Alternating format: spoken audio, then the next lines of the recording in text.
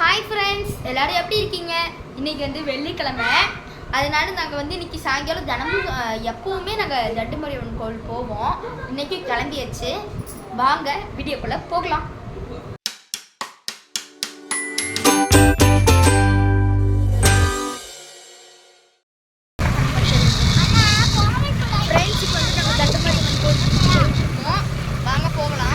கோவில் போயிட்டு நாங்கள் பாய்.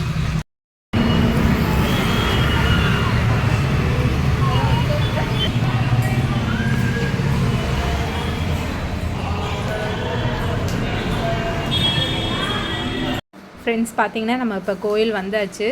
நம்ம கோயில் வந்துட்டு உள்ளே போனதுமே ஒரே கூட்டமாக இருந்தது. எல்லோரும் வீடியோ எடுத்துகிட்டு இருந்தாங்க. என்னன்னு பார்த்தா ஆக்டர் யோகி பாபு சார் வந்திருந்தாங்க.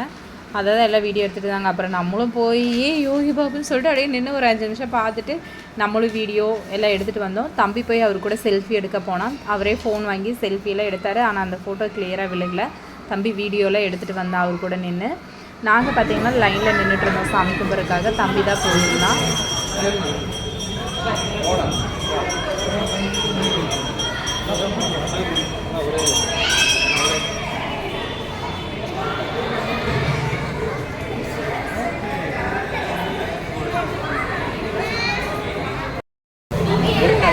அப்புறம் நம்ம சாமி கும்பிட்டு முடிச்சாச்சு.